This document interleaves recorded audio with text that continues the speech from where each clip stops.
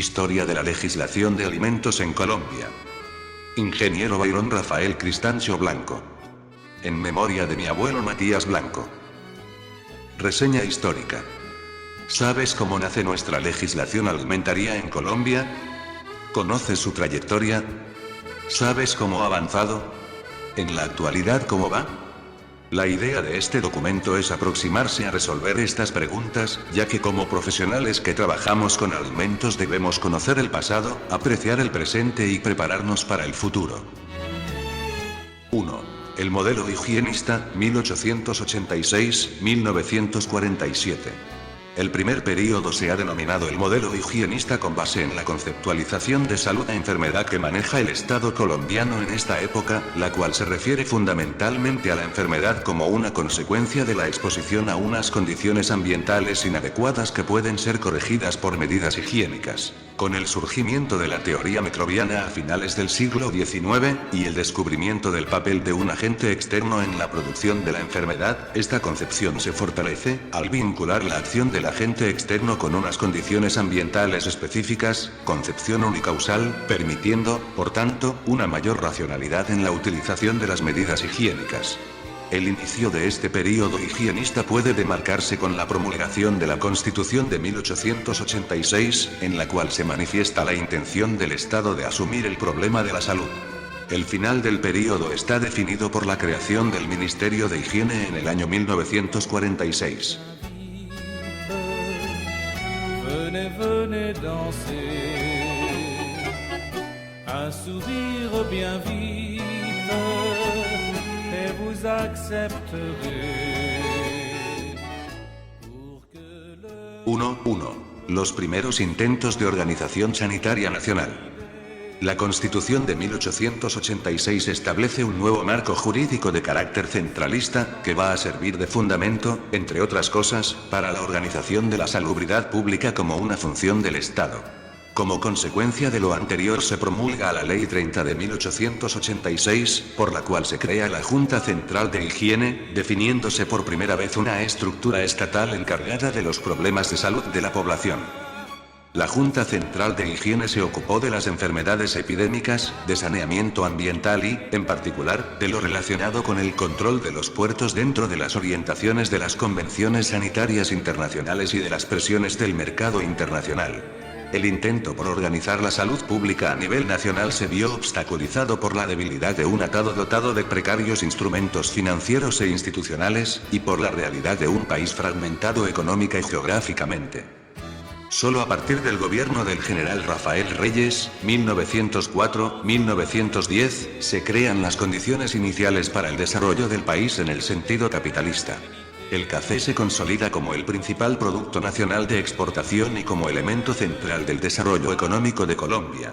Durante los gobiernos posteriores, en particular los de la década de los años 20, se construyen vías de comunicación, carreteras, caminos, ferrocarriles, que integran de manera parcial las diferentes regiones del país, en la perspectiva de un mercado interno que empieza a crearse. En las ciudades se desarrollan las obras públicas para dar respuesta al proceso de crecimiento de las mismas, concomitante a la instalación de una base industrial modesta, pero moderna. Esta transformación se hace sobre la base de los empréstitos internacionales que llegan masivamente después de 1923. La dinámica de la deuda externa se acompaña con la presencia de los acreedores en los distintos aspectos de la vida nacional, incluida la salud. Todos estos cambios plantean al Estado la necesidad de generar una estructura sólida y unas políticas de salud adecuadas. En este sentido, entre los años 1913 y 1930, ocurren distintos intentos de organización sanitaria nacional. La Ley 33 de 1913 crea el Consejo Superior de Sanidad, haciéndolo depender del Ministerio de Gobierno y con la asesoría directa de la Academia Nacional de Medicina. La misma ley establece 3 niveles más en la organización de la salud: las juntas departamentales de higiene, las juntas de salubridad y las comisiones sanitarias. Un año después, el Consejo Superior de Sanidad es transformado en la Junta Central de Higiene, adscrita al Ministerio de Gobierno, Ley 84 de 1914. Las disposiciones emanadas de esta Junta son de carácter obligatorio, lo cual expresa la intención del Estado de intervenir más activamente en el asunto de la salud. La Ley 32 de 1918 convierte a la anterior Junta en Dirección Nacional de Higiene, dependiente del Ministerio de Instrucción Pública. El Decreto No. 266 de 1920 la traslada al Ministerio de Agricultura y Comercio. Este paso se debe a que la agricultura y el comercio son, para esa época, los sectores más importantes de la economía nacional. La industria aún no representa un sector cuantitativamente significativo. No es de extrañar, entonces, que cuando esté en proceso de serlo, el manejo de la salud se adscriba al Ministerio de Trabajo, como sucederá en la década del 30. Aún no representa un sector cuantitativamente significativo. No es de extrañar, entonces, que cuando esté en proceso de serlo, el manejo de la salud se adscriba al Ministerio de Trabajo, como sucederá en la década del 30. En 1923, por Decreto No. 1704, la Dirección Nacional de Higiene vuelve al Ministerio de Instrucción Pública. En 1925, el ministerio se llamará de Instrucción y Salubridad Pública. Este hecho se relaciona con la concepción de la higiene como un problema básicamente educativo. La higiene es ante todo educación, y como tal necesita penetrar profundamente en el cerebro de las colectividades para que éstas se la asimilen. Este vaivén en la ubicación de los organismos de higiene muestra cierta contradicción planteada durante estas primeras décadas del período higienista, consistente en la dificultad de priorizar las políticas y las acciones sanitarias hacia el problema social y económico nacional, o hacia el asunto del individuo y su comportamiento. En el proceso de la organización sanitaria nacional, juega un papel importante un reducido grupo de médicos que se nutren de las concepciones de la medicina de laboratorio. Un representante de este grupo fue el doctor Pablo García Medina, quien en 1914 planteaba que la higiene, y específicamente la profilaxis, es un arte basado en las ciencias experimentales, el cual debe estudiar en primer lugar el medio físico que nos rodea. Conociendo la etiología de una enfermedad transmisible, es necesario examinar las condiciones climatéricas y las condiciones sociales que imponen sus leyes y que ofrecen circunstancias adversas para la salud. Sugiere el doctor García, que se requieren estudios locales en cada una de las regiones colombianas para construir por fin la geografía patológica de Colombia, y es esta la principal función encomendada a las juntas departamentales de higiene.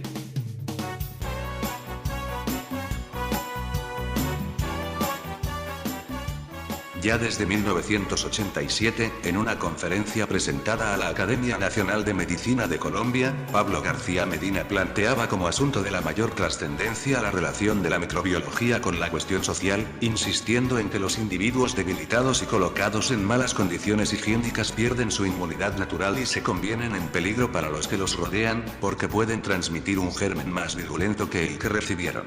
Como corolario, expresa: ¿cuántas veces presenciemos la aparición de una enfermedad contagiosa que se extiende, cuya gravedad va aumentando día por día y que asciende en la escala social, hiriendo desde el niño hasta el anciano? Volvamos la vista hacia los desheredados de la fortuna y recordemos que siendo solidarios todos los miembros del cuerpo social, el aumento del bienestar y el mejoramiento de la higiene de las clases inferiores contribuyen a obtener la defensa contra las enfermedades contagiosas. Y para vencer y detener estas enfermedades evitables, tratemos de reformar material y moralmente el estado de las clases pobres, lo que solo se consigue pidiendo a las leyes económicas los medios de mejorar su alimento y su vestido, al capital, la construcción de habitaciones para obreros, a la higiene, las reglas para cambiar sus costumbres, y a la caridad el modo de levantar su espíritu.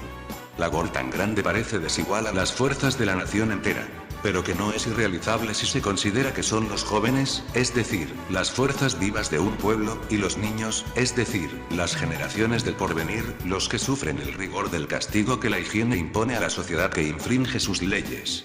García Medina, P. El método experimental aplicado a la clínica médica. Bogotá, Imprenta de la Luz, 1987. 48-49.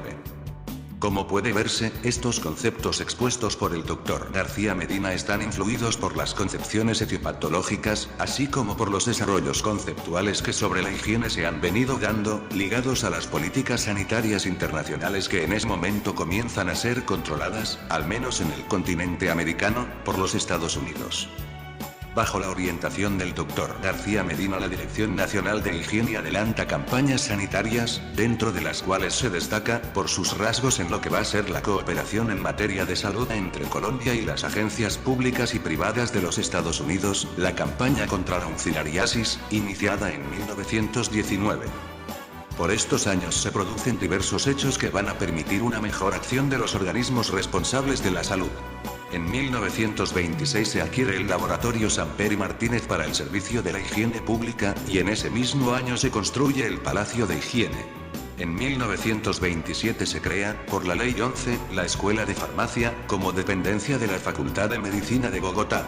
En 1930 se funda la Escuela Nacional de Enfermeras, con la participación de 2 enfermeras norteamericanas y la dirección de Dr. José María Montoya. En los primeros años de la década de los 30, se refuerza la estructura institucional de la salud. Es necesario aclarar, sin embargo, que las condiciones materiales e intelectuales de la investigación científica, tecnológica y de salud, determinadas por la situación estructural del país, no permitían la puesta en marcha de las concepciones derivadas de la medicina de laboratorio. 1-2. La política social y sanitaria de la década del 30. La terminación de la hegemonía conservadora, en 1930, da paso a la República Liberal, inaugurada por el gobierno de Enrique Olaya Herrera. A este le sucede el decisivo primer período de Alfonso López Pumarejo, quien con el sector más avanzado y joven del Partido Liberal capta las corrientes de transformación que están al orden del día en la vida nacional, así como la necesidad de cambios institucionales para dar salida a tales corrientes. Es la revolución en marcha. Una de las tareas inaplazables es la de darle al Estado un papel más activo en el manejo de los asuntos económicos y sociales.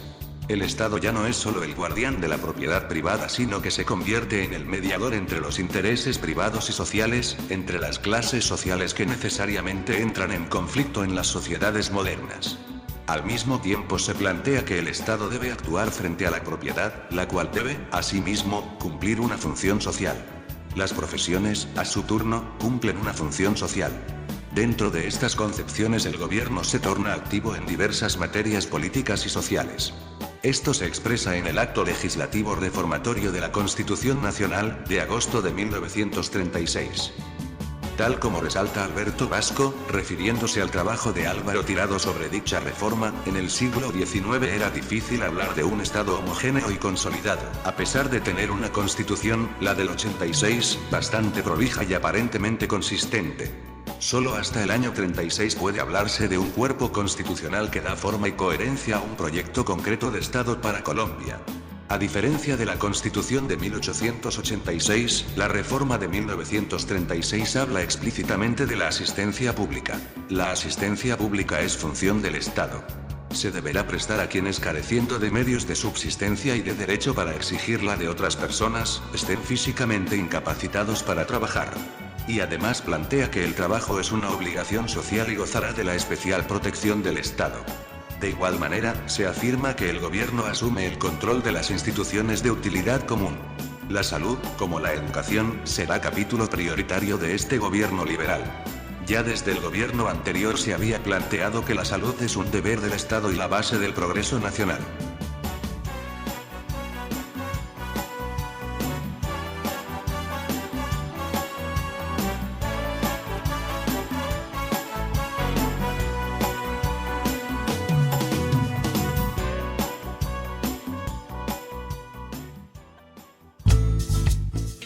Teniendo como punto de referencia el concepto anterior, la ley de 1931 creó el Departamento Nacional de Higiene y Asistencia Pública, autónomo, y encomendado a la dirección del Dr. García Medina.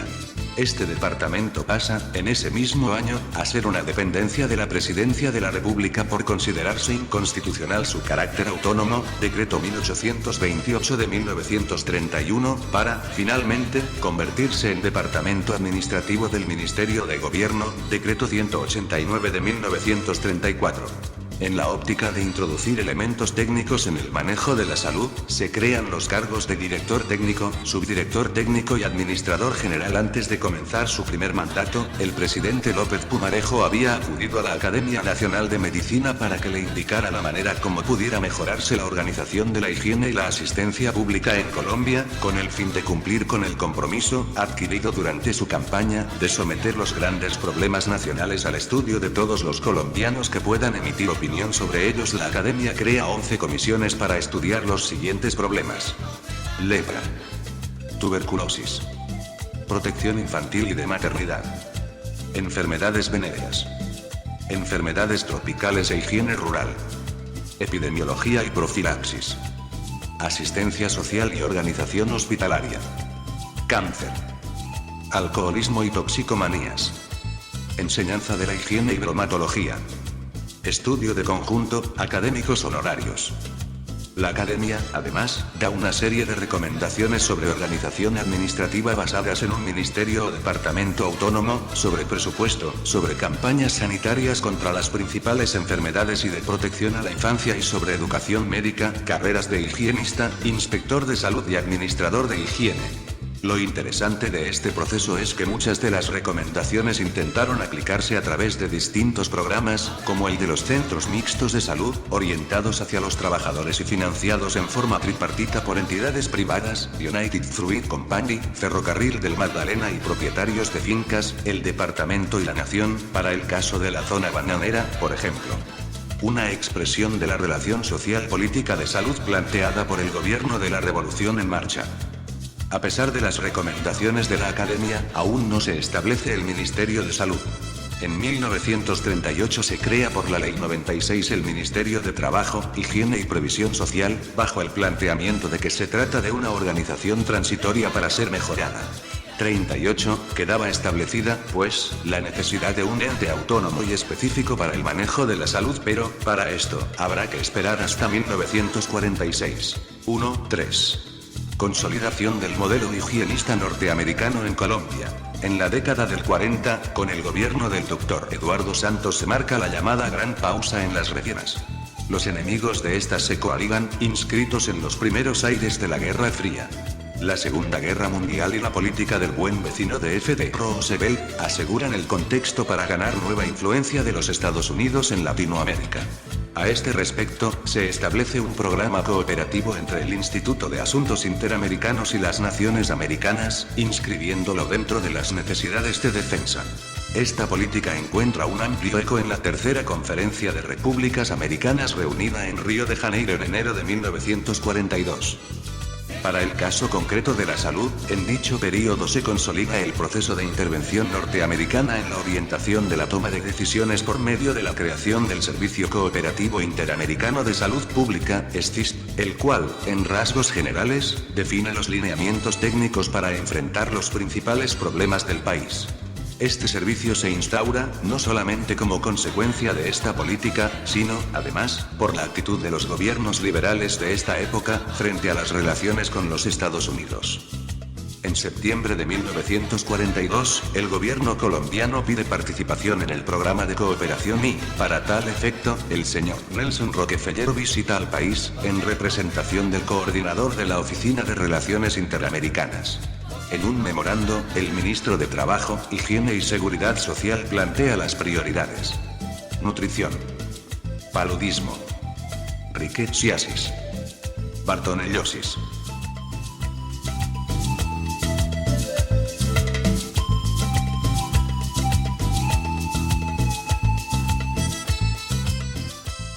Un mes después llega a Colombia el señor Brigadier General Dr. George C. Dunham, director de la División de Salubridad y Saneamiento del Instituto de Relaciones Interamericanas, quien celebró repetidas conferencias con el personal del Ministerio de Trabajo, Higiene y Previsión Social, asesorado por el Dr. John C. Bugger, jefe de la sección de estudios especiales, y representante en ese momento de la Fundación Rockefeller, y del Dr. Howard B. Showkoff, quien venía destinado para ser el jefe del Servicio Cooperativo Interamericano de Salud Pública. Este servicio, que debería funcionar en el ministerio, dirigiría durante varios años la política de salud pública en Colombia. 1.4. hacia el nacimiento de la Seguridad Social y del Ministerio de Higiene. Desde comienzos del presente siglo se discute en Colombia el asunto de la seguridad social de los trabajadores. Incluso se propone legislar a este respecto en diversos momentos. Desde 1928 se intenta crear una estructura organizativa institucional para el manejo de esta problemática. Las luchas sociales de la década del 30, aunadas a la creación de organizaciones sindicales, plantearon nuevamente el debate. A ello contribuía el desarrollo del derecho laboral en el país, las doctrinas marxistas y socialistas y la doctrina social de la Iglesia. En notas escritas en el año 1960, el Dr. Otto Morales Benítez hace un recuento de este proceso. La Ley 90 de 1946 concreta, por fin, lo relacionado con el seguro social al crear el Instituto Colombiano de Seguros Sociales, INCS, adscrito al Ministerio de Trabajo, Higiene y Previsión Social. El seguro social obligatorio cubriría los siguientes riesgos: enfermedades no profesionales y maternidad, invalidez y vejez, accidentes de trabajo y enfermedades profesionales, muerte. Se establece que los recursos necesarios para cubrir las prestaciones y los gastos del instituto serían obtenidos por el sistema de triple contribución forzosa, es decir, asegurados, patronos y Estado. En el momento de la aprobación de la ley, el doctor Alberto Lleras Camargo ocupa la presidencia en reemplazo de López Pumarejo, quien debió abandonar su cargo por presiones de la oposición y problemas familiares. En oposición al nuevo sistema se reúnen industriales, empresarios, médicos, etc. No obstante, el ICS logró establecerse, en medio de las debilidades y dificultades que aún hoy subsisten. Paralelamente a la creación del ICS se da el debate en torno a la necesidad de un ministerio para la salud. En 1945 presenta al Congreso un proyecto en tal sentido el entonces ministro de Trabajo, Higiene y Previsión Social, el médico Jorge Bejarano. En efecto, se aprueba dicho proyecto y se crea el Ministerio de Higiene por Ley 27 del 2 de diciembre de 1946. En este momento se encuentra en el poder el Partido Conservador, representado en la figura de Mariano Ospina Pérez. 1.5. La incongruencia entre política sanitaria y práctica médica. A pesar de la tendencia higienista que inspira las políticas del Estado, las facultades de medicina existentes para esta época continúan orientadas hacia la formación de médicos para la atención privada, dentro de la perspectiva francesa y con predominio de la corriente anatomoclínica, aunque enriquecidas por algunos elementos nuevos de las mentalidades fisiopatológica y etiopatológica y de la nueva medicina norteamericana. Desde la segunda mitad del siglo pasado empiezan a penetrar, progresiva y casi sucesivamente, las tres grandes mentalidades médicas modernas: la anatomoclínica, la enfermedad como lesión; la fisiopatológica, la enfermedad como alteración funcional; y la etiopatológica, la enfermedad como causada por un agente externo vivo, químico o físico. La anatomoclínica, también llamada medicina hospitalaria, arraiga más pronto y con mayor profundidad, mientras que las otras dos mentalidades, englobadas en el concepto de medicina de laboratorio, penetran más tardíamente y con mayores dificultades. A su penetración colabora la medicina norteamericana. Desde la segunda mitad del siglo pasado empiezan a penetrar, progresiva y casi sucesivamente, las tres grandes mentalidades médicas modernas: la anatomoclínica, la enfermedad como lesión; la fisiopatológica, la enfermedad como alteración funcional; y la etiopatológica, la enfermedad como causada por un agente externo vivo, químico o físico. La anatomoclínica, también llamada medicina hospitalaria, arraiga más pronto y con mayor profundidad, mientras que las otras dos mentalidades, englobadas en el concepto de medicina de laboratorio, penetran más tardíamente y con mayores dificultades. A su penetración colabora la medicina norteamericana. Dentro de los hechos destacados en la introducción de la medicina de laboratorio puede reseñarse, sin ser el único, el regreso a Colombia del Dr. Roberto Franco en 1905, quien viene de adelantar estudios en la Facultad de Medicina de París y en el Instituto Pasteur, además de haber hecho pasantías en Túnez y en Londres. Impulsa la creación de un laboratorio en el Hospital San Juan de Dios, en Bogotá, y la creación de la Clínica de Enfermedades Tropicales. En 1925 se instala en la Facultad de Medicina de la Universidad Nacional un gabinete de fisiología experimental. Se propone también la creación de un instituto de parasitología, en la perspectiva de convertirlo en un centro de investigación. 45. Por estos años aparecen, además, las facultades de odontología, farmacia y enfermería. A toda esta actividad corresponde la influencia que por estos años ganan las concepciones higienistas, sin que ellas incidan específicamente en los planes de formación médica, los cuales permanecen en el marco de la medicina anatomoclínica. Esta incongruencia entre las políticas sanitarias y la educación médica se había captado desde algunos años antes. La necesidad de renovar las facultades de medicina y de ponerlas a funcionar acordes con la situación del país y los avances de la medicina del siglo XX, ya había sido detectada. Dentro de esta necesidad de renovación, se contrata una misión francesa para que visite la Facultad de Medicina de la Universidad Nacional. El 24 de junio de 1931 esta misión, integrada por los Drs. André Latarjet y Louis Tavernier, de la Facultad de Medicina de Lyon, y Paul Durand, subdirector del Instituto Pasteur de Túnez, entregó su informe al rector de la Facultad de Medicina de la Universidad Nacional. Allí se analiza la estructura de la facultad y se propone una modificación general del reglamento. Se concibe que la Facultad de Medicina debe ser un centro de cultura profesional, un centro de enseñanza superior y un centro de investigaciones. Se plantea que deben existir 3 clases de enseñanza: enseñanza teórica y técnica combinada, cursos y trabajos de laboratorio vinculados a la teoría, y enseñanza clínica en el hospital. También se propuso un detallado plan de estudios. Refiriéndose al modelo norteamericano, el informe anota que el sistema, que consiste en dividir la educación médica en 2 periodos, el primero dedicado a las ciencias biológicas sin ningún contacto con el hospital, el segundo únicamente dedicado a la clínica, no es acorde con el espíritu latino, ya que toda estandarización es, por su absolutismo, anticientífica puesto que no es humana. Concluye entonces que, para que la medicina agrupe las ciencias biológicas más diversas, es preciso establecer rápidamente las relaciones que unan las ciencias de laboratorio al examen del enfermo. A partir de este informe y de los ajustes que se hicieron, se seguirá enseñando durante la primera mitad del presente siglo, en las facultades de medicina, una concepción organicista de la enfermedad apoyada en una integración más o menos ecléctica de las 3 mentalidades médicas europeas, con algunos aportes del modelo sanitarista norteamericano. La primera concepción entrará en una crisis creciente.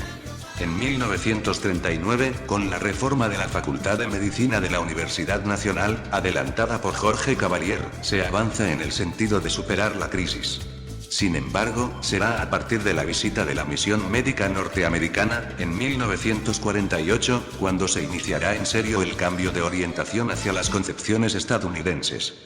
Es claro, entonces, que la facultad se va a encontrar, durante todo este periodo, en una posición divergente con los desarrollos de la salud pública estatal. Igualmente, la práctica de la mayoría de los médicos está más dirigida hacia el ejercicio privado de la profesión y la medicina curativa. Trayectoria de la legislación alimentaria. 1. Fase: el modelo higienista, 1886-1947. Ley 30 de 1886. Ley 33 de 1913. Ley 32 de 1918. En 1923, por decreto No. 1704, la Dirección Nacional de Higiene vuelve al Ministerio de Instrucción Pública. En 1925, el ministerio se llamará de Instrucción y Salubridad Pública. En 1927 se crea, por la Ley 11, la Escuela de Farmacia, como dependencia de la Facultad de Medicina de Bogotá. En 1945 presenta al Congreso un proyecto en tal sentido el entonces ministro de Trabajo, Higiene y Previsión Social, el médico Jorge Bejarano. En efecto, se aprueba dicho proyecto y se crea el Ministerio de Higiene por Ley 27 del 2 de diciembre de 1946. La Ley 90 de 1946 concreta, por fin, lo relacionado con el seguro social al crear el Instituto Colombiano de Seguros Sociales, INCS, adscrito al Ministerio de Trabajo, Higiene y Previsión Social. 2. Fase: el modelo transitorio, 1947-1979. Código Sanitario Nacional surgido el año de 1953. Decreto 1692 de 1974. 3. Fase: el modelo actual, 1979-2016. Ley 9 de 1979. 1982 Decreto N. 2278 2 de 1982. 1983 Decreto N. 2106 26 julio de 1983. 1983 Decreto N. 2162, 01 agosto de 1983. 1984 Decreto N. 561, 08 mar de 1984. 1984 Decreto N. 1601, 27 junio de 1984. 1992 Decreto N. 1397, 24 agosto de 1992. 1994 Decreto N. 2229, 12 abril de 1994. 1996 Decreto N. 42748, 20 mar de 1996. 1996 Decreto N. 1944, 28 octubre de 1996. 1997 Decreto N. 2131, 29 agosto de 1997. 1997 Decreto N. 3075, 19 diciembre de 1997. 1998 Decreto N. 698, 13 abril de 1998. 1998 Decreto N. 977, 29 mayo de 1998. 2002 Decreto N. 6018N de 2002. 2002 Decreto N. 1270, 17 junio de 2002. 2003 Decreto N. 1175, 10 mayo de 2003. 2004 Decreto N. 2350, 26 julio de 2004. 2005 Decreto N. 4444, 28 noviembre de 2005. 2005 Decreto N. 4525, 06 diciembre 2005. 2005 Decreto N. 4764, 30 diciembre de 2005. 2006 Decreto N. 616, 28 febrero de 2006. 2006 Decreto N. 3752, 27 octubre de 2006. 2006 Decreto N. 3755, 27 octubre de 2006. 2006 Decreto N. 23, 12 julio de 2006. 2007 Decreto N. 1500, 04 mayo de 2007. 2008 Decreto N. 2965, 12 agosto de 2008. 2008 Decreto N. 3411, 10 septiembre de 2008. 2009 Decreto N. 2380, 25 junio de 2009. 2009 Decreto N. 4131, 26 octubre de 2009. 2009 Decreto N. 4974, 23 diciembre de 2009. 2010 Decreto N. 1673, 13 mayo de 2010. 2011 Decreto N. 1880, 27 mayo de 2011. 2011 Decreto N. 3961, 25 octubre de 2011. 2012 Decreto N. 917, 3 mayo de 2012. 2012 Decreto N. 1362, 25 junio de 2012. 2012 Decreto N. 1686, 9 agosto de 2012. 2012 Decreto N. 2270, 02 noviembre de 2012. 2014 Decreto N. 539, 12 mar de 2014. 2016 Decreto N. 1282, 08 agosto de 2016. Con la expedición de la Ley 100 de 1993 fue creado el Sistema General de Seguridad Social en Salud, que cambió y reorganizó la prestación de los servicios de salud e integró la salud pública, el sistema de seguridad social y la provisión de servicios privados. Mejoramiento de la autoridad sanitaria. Con el paso de los años fue evidente la necesidad de fortalecer al INVIMA y en el 2004 se expidió el Decreto 211 que reestructuró la entidad, y el Decreto 212 que adoptó una nueva planta de personal. 3. Fase el modelo actual, 1979-2016. Ley 9 de 1979. Decreto 3075 de 1997. Decreto 1500 de 2007, carnes. Decreto 2838 y 616 de 2006, lácteos.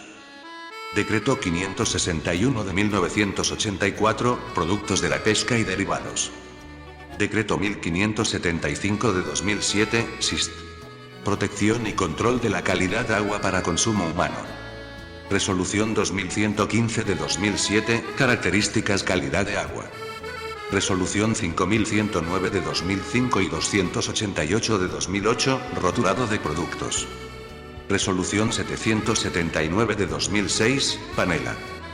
Resolución 604 de 1993, ventas de alimentos en vías públicas, y demás normas reglamentarias. 4. Resumen actual de la legislación. Ley 9 de 1979 actualmente vigente. Decretos que nos rigen 39 con sus respectivas actualizaciones. Resoluciones ejecutadas 126. Hasta octubre de 2016.